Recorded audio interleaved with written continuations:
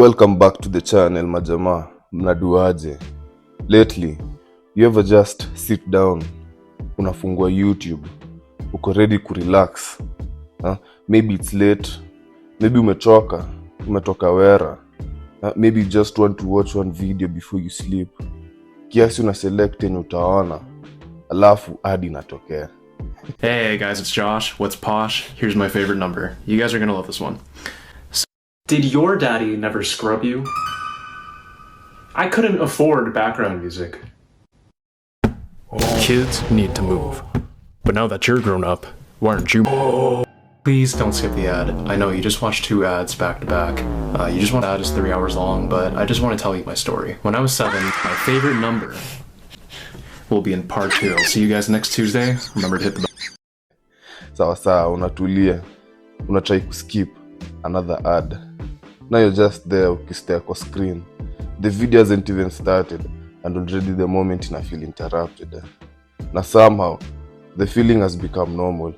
Back then, I go like this. Una click video in a play. Simple.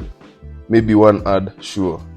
But it didn't feel like it was standing between you and the content. Now it's different.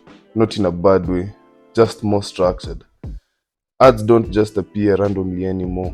They come before videos, sometimes in the middle, sometimes more than one at a time. And over time, you start to notice the pattern. Not because someone explained it, but because you experience it enough times. At some point, the experience itself starts to feel layered. There's the video you came for, and then there's everything placed before it. And that's when the shift becomes clear. This isn't about interruptions. It's about how the platform is designed to function. YouTube run on a system that has to support massive amounts of content, creators, and infrastructure behind the scenes. Now ads are a part of how the system sustains itself. Generate revenue. They keep content accessible without requiring payment from the viewer.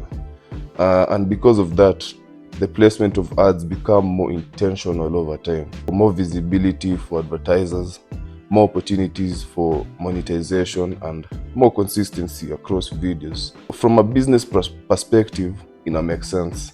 But from a user perspective, it changes how the experience feels. Because sometimes the timing of ads don't just interrupt, test patience yako. There are moments like when nikiona video and then ad inatokea. Ad ni kama movie, unapata ziko in 2 parts alafu ni 1 minute apart. Bana, video ya 10 minutes iko na kaa ads 5 spaced in between. Especially if you mostly use YouTube on TV or kwa laptop, you might have experienced this. And instead of waiting it out, you just leave the video. Not because you lost interest in the video, but because the interruption feel longer than it should. I don't know if everyone does this, but and then unarudi, the same video, same point, different outcome. No. This time the ad imekuwa shorter. Unaweza skip kazile ads za Glovo, So you watch, it's a small thing, but it happens more than people admit. Kuwepa ads imekuwa part of the experience. Unapata si intentional, but ni kitu umejifunza along the way. No. And in that process, ads don't just interrupt the experience in a influence behavior. They can create a kind of frustration. Rage baiting in a proper, my guy. When you'd rather reset the video than sit through a longer ad. But si kila saa. Enough times just to make you notice the pattern. And over time, you start adapting. Waiting becomes normal, skipping becomes routine, and reopening becomes a strategy. And once that expectation imekuwa set, a cleaner experience starts to feel more appealing. And no interruptions, no reloading, just content. And with that contrast, it's what makes the difference noticeable. Because once you've experienced both sides, you start to understand how wide that gap can be. And in the current scene, The gap isn't even optional. Free access isn't really the starting experience like how it was before the ads. How YouTube was kitambo. People don't switch to premium because ads became annoying. It's simply how the platform is set up from the start. Formula squeezing ni pay to avoid inconveniences. Content ni free, but on the other hand inabidi ulipe to escape the interruptions. It's just the standard squeeze. But when the things have gone to you, Mulama, you are coming to look for me. That's the thing. It's not just ads on YouTube. It's everywhere. Even in mobile games, PC or PlayStation, Nima gamers, you can relate, manze. It's actually become a pay-to-win world. Like my little bro, any fan wa Roblox mbaya. So one day, he's on my neck like, bro, ninunulie Robux. Robux ni hizi ni in-game coins. Na niko hapo thinking to myself, manze, ebu, si game ni sare ama. But for him to actually enjoy it, ilibidi alipie. And that's when it hit me. It wasn't always like this. Before, you just play, una grind, you unlock stuff along the way. Now, you either grind forever, or you just pay and skip everything. So, it's not even about skill anymore. It's about who is willing to pay. Same way with ads. You're not paying for content. You're paying to remove the struggle, you get me? And that makes the contrast even more interesting.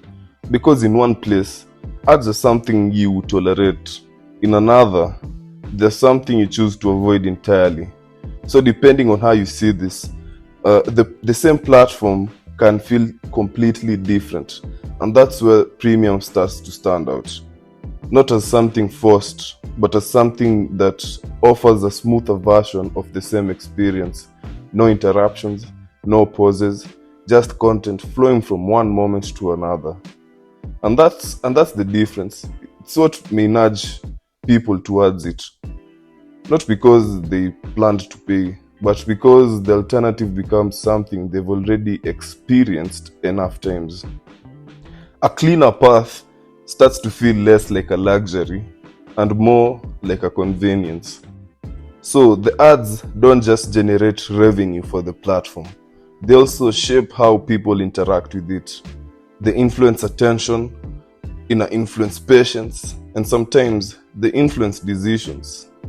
And to be fair, looking at it, ads do have their advantages because they allow creators to earn from their work. They keep a large portion of content free, and they make it possible for anyone to upload and reach an audience without the upfront cost. So for many creators, ads are what keeps the ecosystem alive. But at the same time, there are trade-offs. Interruptions affect flow. Too many ads can break immersion, and repeated friction can change how people engage. So it becomes a balance between accessibility and convenience, between revenue and experience, and between free use and paid alternatives. And that balance keeps shifting, not suddenly, but gradually. As the platform grows, as usage grows, and as the system evolves, the structure around content adapts with it. Which is why today's experience feels different from before, even if the core idea remains the same. Watch videos, discover content, and spend time on the app. But the environment around the experience has changed. And looking ahead, it's likely to continue evolving. More personalization, more monetization options, and more ways to distinguish between free and premium experiences. Not necessarily removing access, but refining how the access feels. And over time, the gap between those experiences may become even more noticeable.